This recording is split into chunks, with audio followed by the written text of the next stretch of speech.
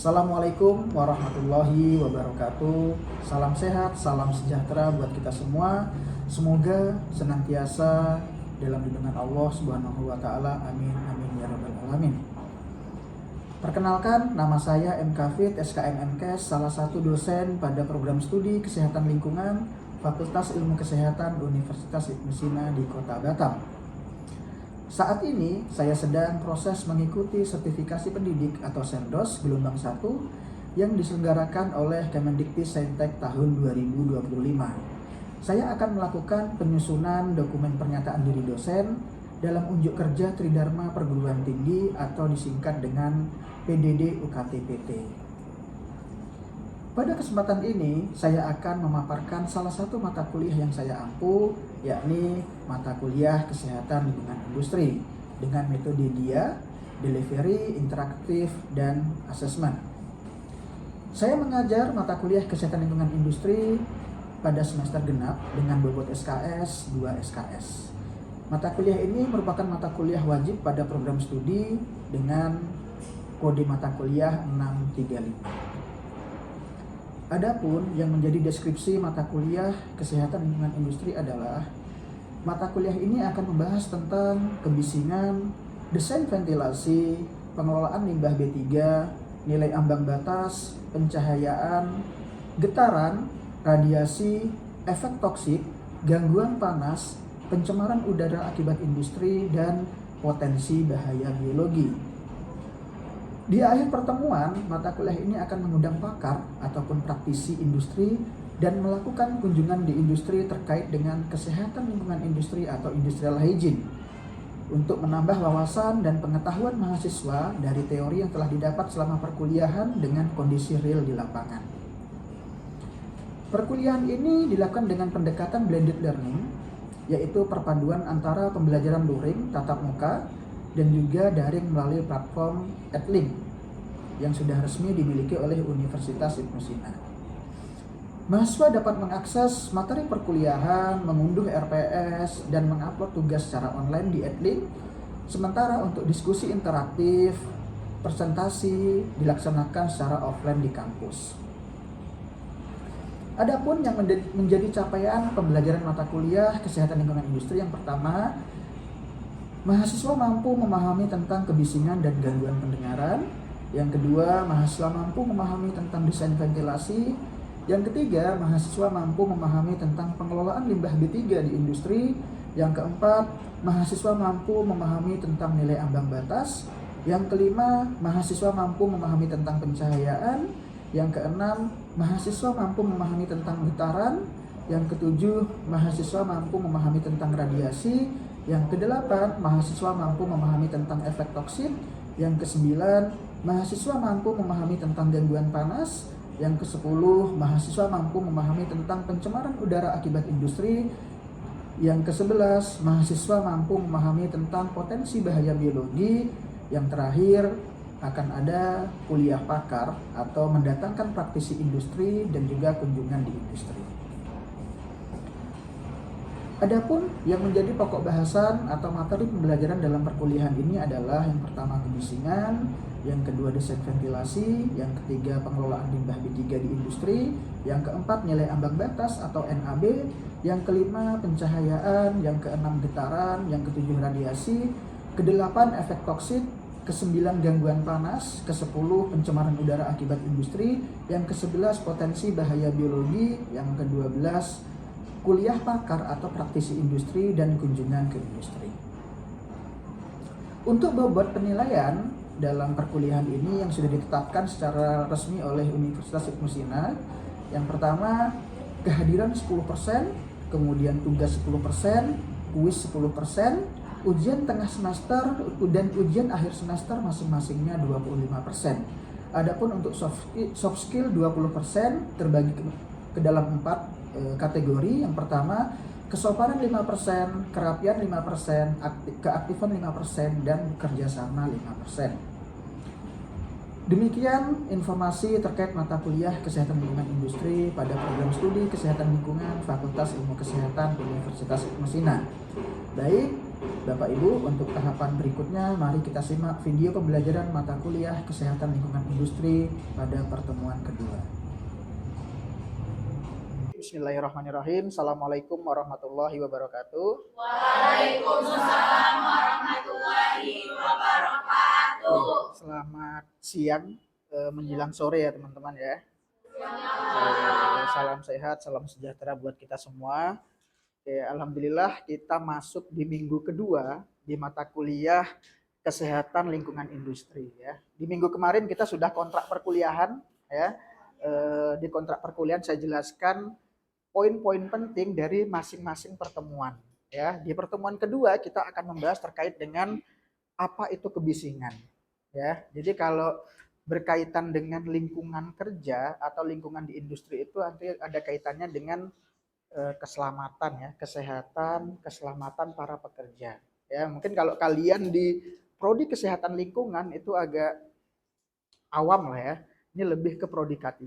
Tapi ada mata kuliah kesehatan lingkungan industri. Sebelum saya masuk di materi berkaitan dengan kebisingan, saya akan coba deskripsikan ya tentang kesehatan lingkungan industri itu apa sih? Supaya kalian paham bahwa kalian yang prodinya kesehatan lingkungan itu bisa kok berkarir di industri. Seperti safety atau HSE ya. Oke. Di sini ya. Kalian pernah dengar ini? Pernah dengar HSE? Oke.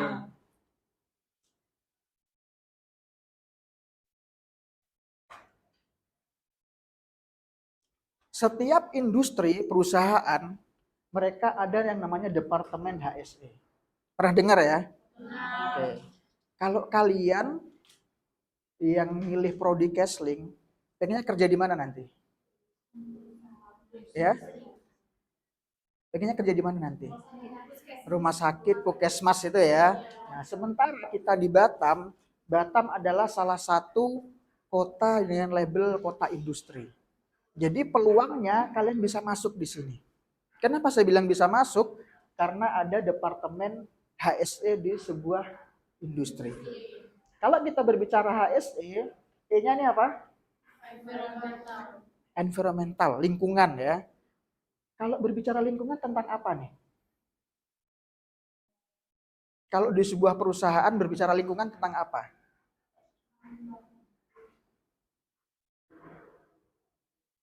Limbah B3 langsung ya. Limbah B3 apa lagi? Cairan kimia. Lebih ke polusi ya. Atau cemaran. Apalagi? Ya. Nih, sebelum ini berdiri, sebelum industri ini berdiri, adanya departemen HSE, ada yang namanya izin lingkungan. AMDAL, pernah dengar AMDAL?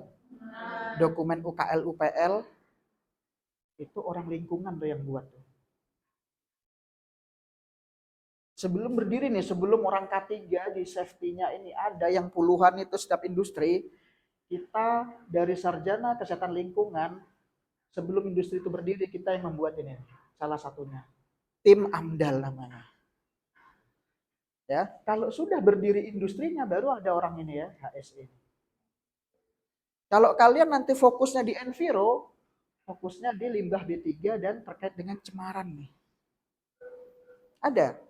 Jadi sekarang itu ada regulasi dari peraturan pemerintah bahwa setiap industri yang berbasis resiko itu wajib ada tenaga kesehatan lingkungan minimal D3.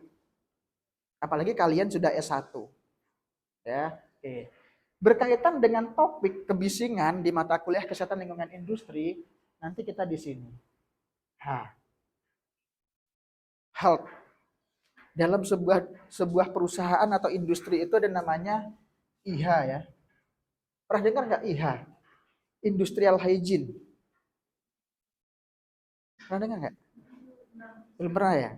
Ya, jadi biasanya perusahaan-perusahaan besar yang mereka memiliki IH ini, Industrial Hygiene. Ya, tugasnya apa saja? Biasanya berkaitan dengan ini ya, fisik, kimia, ada biologi. Terkait dengan paparan-paparan ini bahaya baik fisik, kimia maupun biologi. Kalau fisik apa yang pernah kalian dengar? Fisik.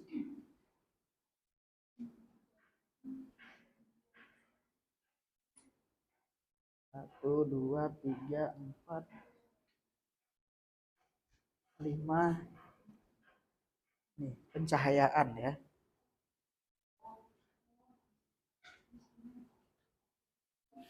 Kebisingan yang akan kita bahas. Apalagi? Pencahayaan, kebisingan, apalagi yang berkaitan dengan fisik, faktor fisik gitu ya, pernah dengar ya? Ada getaran, ada radiasi, apalagi? Pencahayaan, kebisingan, getaran, kemudian radiasi, apalagi nih? Oke, ini sebagai contoh fisik. Kimia atau enggak? Kimia apa saja? Kimia. Faktor kimia yang berkaitan dengan bahan-bahan kimia. Ya. Limbah B3 ini lebih ke enviro tadi. Kalau paparan kimia apa kira-kira? Misalnya timbal ya. Apalagi? CO. Apalagi? Intinya yang berkaitan dengan paparan bahan kimia atau bahan toksik. Ya, ini akan dilakukan pengukuran semua nih. Kalau biologi apa? Virus, bakteri, jamur gitu ya. Nah, tiga ini biasanya fokus jadi orang industrial hygiene. Ya. Nah, orang kesehatan lingkungan selain bisa masuk di enviro, limbah B3 yang diurusin, polusi atau cemaran, kita bisa masuk di IHI. Karena kita belajar ini.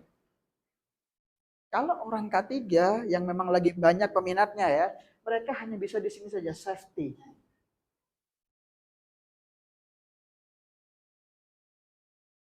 Apa mereka urusin? Masalah kecelakaan saja.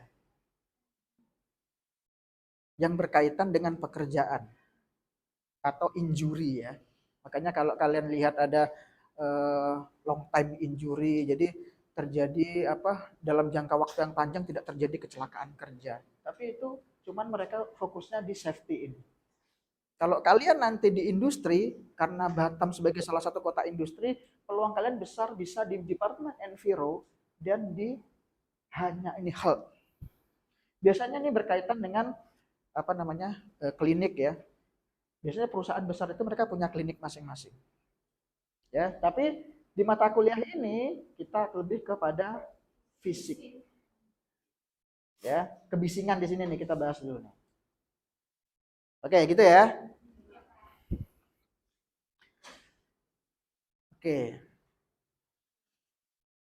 Ini kebisingan ya. Jadi dalam pengendalian kebisingan ada yang namanya air plug atau air muff. Ya.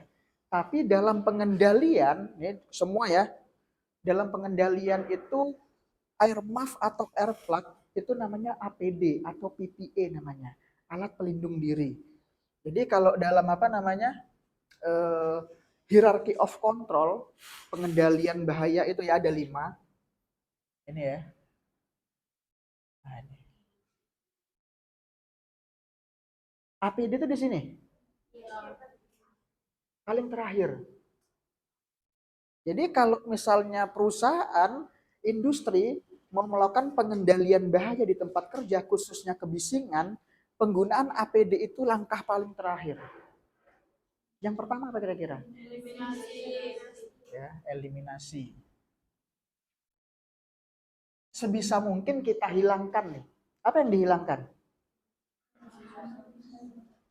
Sumber suaranya ya, sumber suara jangan dihilangkan langsung ya.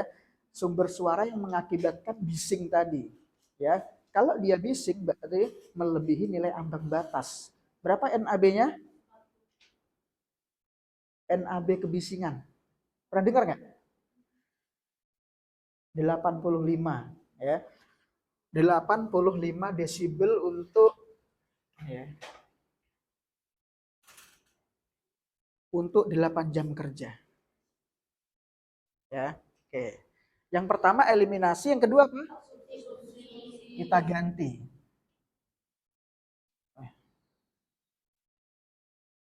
Kita ganti. Yang diganti apa? Kalau berkaitan dengan kebisingan. Alat bisingnya gitu, alat atau mesin produksinya ya, yang tadinya mungkin masih menggunakan mesin lama, ya suaranya bising tinggi, kita ganti dengan mesin yang ramah lingkungan, suaranya lebih kecil. Tapi mahal Pak, angkanya bisa miliaran, perusahaan tidak punya alat, tidak punya dana untuk mengganti mesinnya. Yang ketiga apa?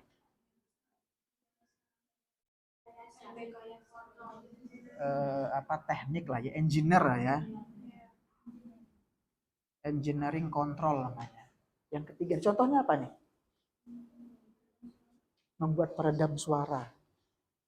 Ya, contoh nih, ruangan kita bising sekali nih. Supaya kita eliminasi nggak mungkin, kita substitusi nggak mungkin. Yang bisa kita lakukan adalah kita melakukan engineering control atau membuat peredam suara. Yang keempat apa? Administrasi kontrol. Apa nih contohnya? Contoh administrasi kontrol. Ya. Oke. Contohnya kita membuat SOP kerja. SOP berkaitan dengan pekerjaan lah ya. Kalau kita bekerja di ruangan yang ada sumber bisingnya tinggi, berapa jam kita boleh berada di area tersebut? 85 desibel itu 8 jam kerja. Kita boleh berada di sana.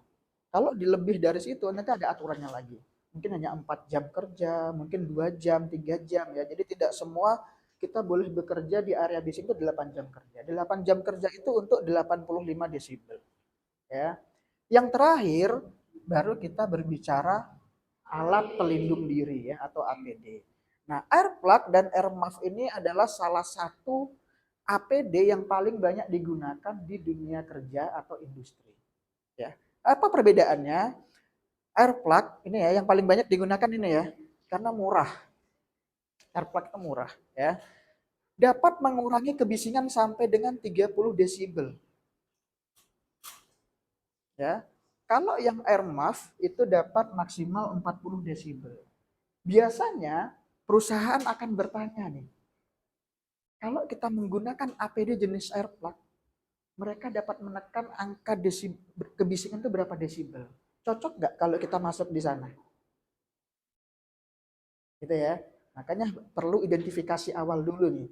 Makanya di dalam sebuah perusahaan yang hanya tadi di bagian industrial hygiene, mereka akan melakukan monitoring terus nih terkait dengan kebisingan di sini.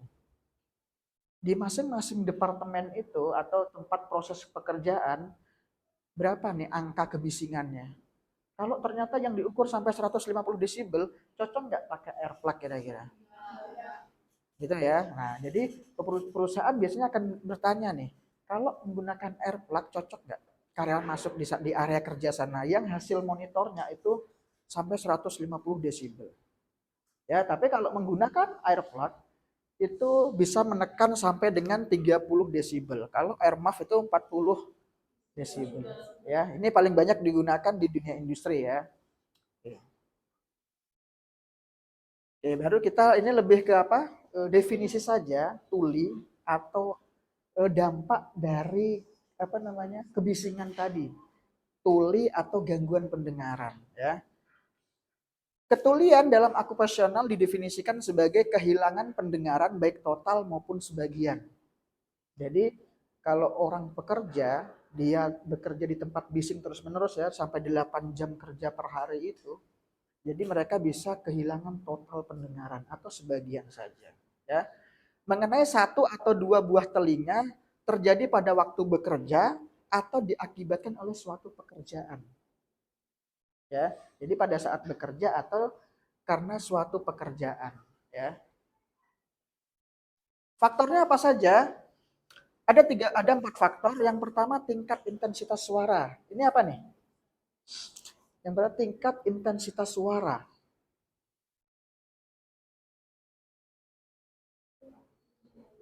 Ya. Yang desibel tadi. Jadi kalau sampai 150 desibel kan tinggi intensitas suaranya ya. Nah, itu sangat berpengaruh tuh. Jadi kalau kita 8 jam kerja per hari sampai terpapar 100 desibel saja atau 120 desibel itu sudah melebihi nilai ambang batas kalau kita bekerja 8 jam per hari. Ya. Yang pertama tingkat intensitas suara. Yang kedua, lamanya pemaparan. Tahu lamanya pemaparan?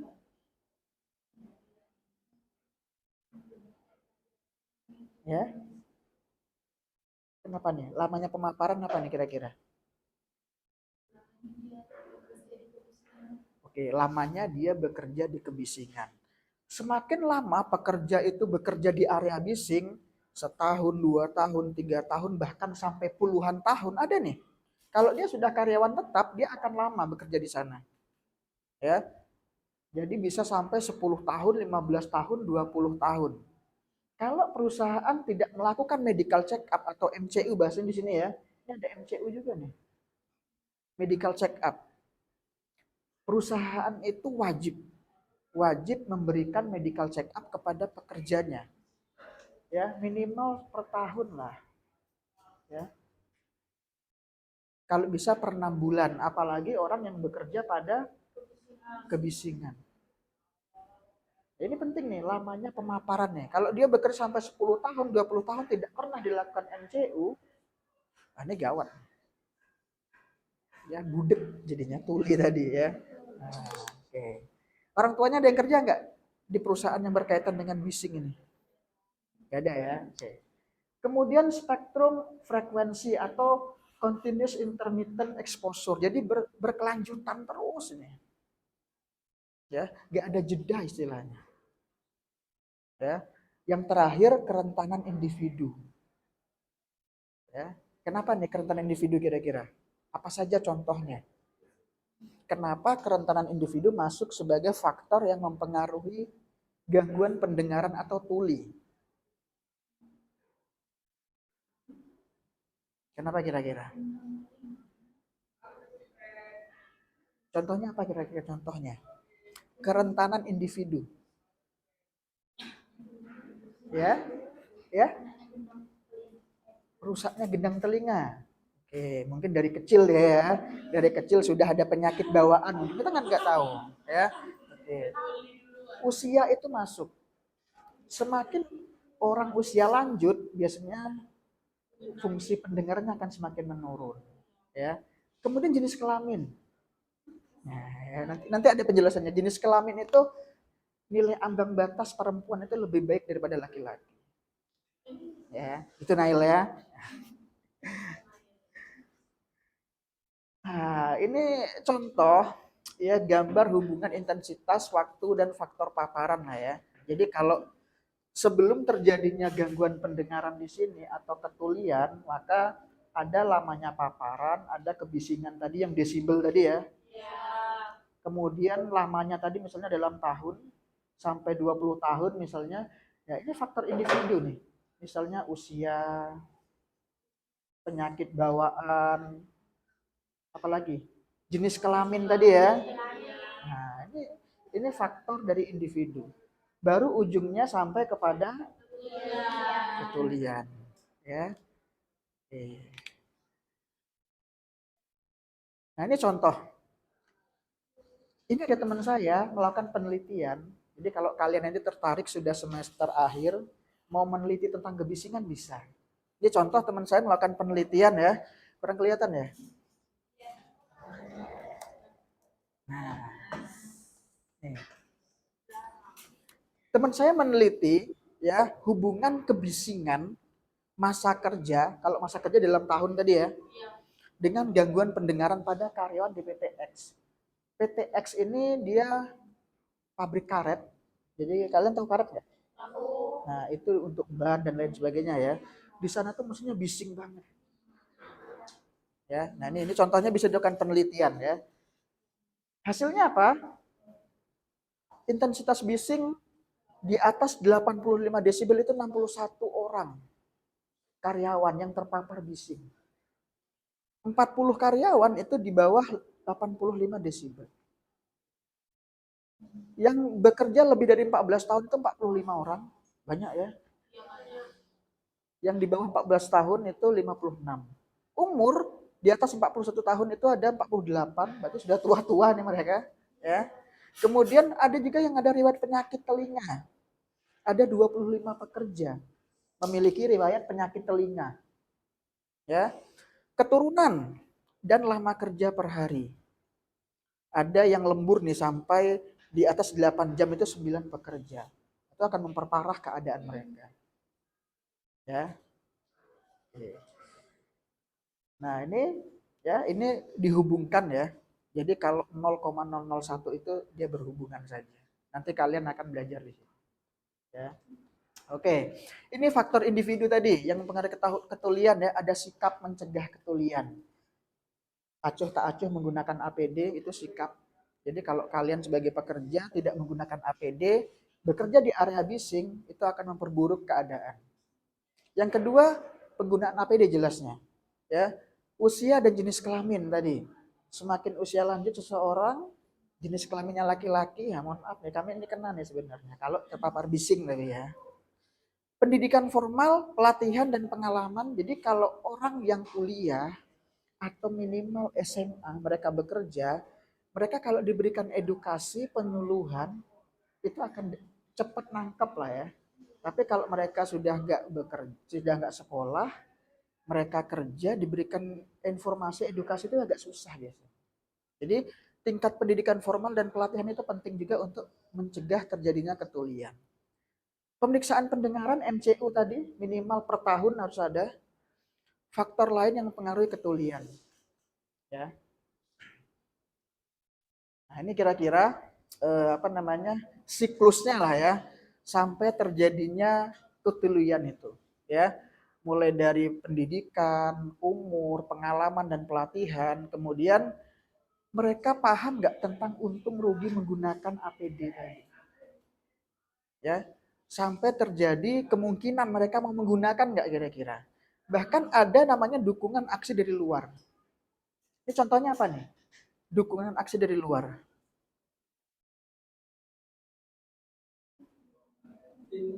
ya. Oke. Dukungan aksi dari luar contoh. Saya akan mengajak kalian ke industri. Yuk kita berikan edukasi yuk pekerja ini tentang bahaya dari kebisingan misalnya. Ya, jadi ada orang datang ke perusahaan memberikan edukasi atau penyuluhan nih. Jadi ada dukungan aksi dari luar. Keluarga itu penting. Ya, jadi kalau kalau orang pekerja biasanya ya, setiap pagi itu mereka akan diberikan safety briefing. Ya, diingatkan pekerja-pekerja yang ratusan tadi sama orang HSE-nya, safety-nya, Bapak Ibu bekerja harus sesuai prosedur menggunakan APD ya. Karena ada keluarga di rumah yang menunggu, ada istri, ada anak. Kalau terjadi kecelakaan, nah, ada keluarga yang di luar Batam yang akan kita kirim per bulan misalnya gitu ya. Jadi biar mereka semakin sadar nih. Ya, nah itu pentingnya dukungan aksi dari luar sampai mereka nanti polanya terus menggunakan APD saat bekerja. Ya. Nah ini contoh tadi ya, usia 20 sampai 29 ya itu tingkat paparan sampai 90 desibel, mampulah dia ya. Kemudian kalau 30 sampai 39 itu sama 90 desibel, kemudian 40 sampai 49 itu kalau 90 desibel tingkat ketuliannya atau gangguannya nih persentasenya. Di atas 50 tahun kalau 90 desibel itu 27% bisa terjadinya gangguan pendengaran atau ketulian. Ya, ini sama ya 90 desibel semua, ini untuk range usianya itu persentase tingkat gangguannya. Ya. Oke, ada pertanyaan?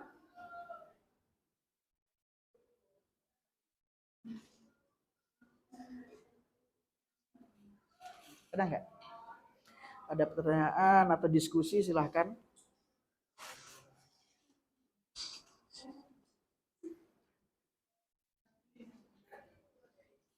Nail ada? Untuk tadi ya Pak, pengaruh usia dan jenis kelaminnya. Oke. Itu kan disebutnya, itu di situ disebutkannya usianya kan Pak. Jadi semakin tua usia semakin rentan Pak. Oke. Itu bagaimana, itu untuk perempuan atau laki-laki Pak? Untuk usia ya? Iya. Oke, baik. Untuk kategori usia, semua ya, semakin usia lanjut secara teori, maka untuk pendengarannya itu akan menurun. Ya, jadi mau laki-laki, mau perempuan, itu kalau sudah usia lanjut, dia akan terganggu pendengarannya. Itu secara teori ya. Ditambah kalau dia bekerja yang berkaitan dengan bising. Secara imun tubuhnya saja sudah menurun nih. Ya, ditambah kalau dia masih bekerja pada paparan bising, itu akan semakin memperparah keadaan. Ya, nah itu ya, Nail ya. Jadi tidak laki-laki, tidak perempuan, tapi berkaitan dengan usia itu semuanya masuk. Ya, nah tapi nilai ambang batas perempuan itu lebih baik daripada laki-laki. Jadi kalau perempuan yang suka bising-bising itu masih tahan lah dia, ya dibandingkan laki-laki. Ini ada contoh ya. Nah ini, tapi lebih ke musik. Ini ada penelitian, ya. Jadi penelitian ini diambil orang yang suka mendengarkan musik, ya. Jenis kelamin perempuan lebih baik ambang batas pendengarnya dibandingkan dengan jenis kelamin laki-laki. Tapi bukan kerja nih ya, tapi bising kan sama ya. Mau dengarkan musik, mau kerja dan lain-lain, intinya ada suara yang didengarkan. Tapi hasil penelitian ini lebih kepada orang yang hobi mendengarkan musik atau konser lah misalnya ya. Ada K-pop dan lain sebagainya, konser gitu ya. Nah, nilai ambang batas perempuan itu lebih baik. Makanya cewek ini suka nonton konser gitu ya. Tapi kalau Nail hati-hati nanti nonton konser ya. Nanti karena nilai ambang batasnya kurang baik gitu ya. Gitu ya. Oke, baik, ada pertanyaan sebelum kita akhiri? Oke, silakan. Misal nih Pak, jadi kan faktornya terdapat penyakit bawaan gitu kan Pak. Nah, apakah intensitas pendengarannya sama atau misalnya dia bekerja di industri itu apakah ada regulasi lama pemaparannya? Lama pemaparan. Oke. Contoh tadi 8 jam kerja ya, itu hanya boleh 85 desibel untuk 8 jam kerja. Ya. Oke. Kalau lebih dari 85 desibel itu ada yang hanya boleh 4 jam. Kita boleh bekerja ya. Oh, ini 120 atau 100 desibel misalnya. Kita boleh. Tapi jamnya diatur. Ya. Hanya boleh 4 jam, hanya boleh 2 jam, bahkan 1 jam saja boleh. Tapi 85 desibel tadi itu untuk 8 jam kerja. Karena rata-rata kan secara aturan dari Kemenaker, pekerja itu bekerja dalam 8 jam kerja ya per hari. Ya. Nah, jadi aturannya ada lagi SOP yang dibuat oleh perusahaan dari hasil identifikasi IH tadi ya, industrial hygiene tadi. Di suatu ruangan itu berapa desibel sih yang dihasilkan? Jadi kalau 120 desibel berapa jam kerja bolehnya nih? Nggak boleh 8 jam kerja, harus di bawah 8 jam kerja. Ya. Jadi aturan itu sudah ada dari Kemenaker ya. Kemenakernya nomor 18 kalau nggak salah. Itu baru K3L tentang K3L ya, K3 dan lingkungan kerja. Kalau berbicara K3L itu fisik, kimia, biologi, ergonomi, dan sosial, ada 5. Kalau tadi baru kita bahas 3 tadi ya, fisik, kimia, biologi. Masih ada 2 lagi, ergonomi dan sosial. Itu di aturan yang terbaru. Ya. Oke, baik, terima kasih ya. Karena berhubung waktu juga, terima kasih atas diskusi pada hari ini ya. Insya Allah kita ketemu di minggu depan, insya Allah ya. Oke, baik. Mohon maaf untuk segala kekurangan. Saya akhiri. Assalamualaikum warahmatullahi wabarakatuh. Waalaikumsalam warahmatullahi wabarakatuh.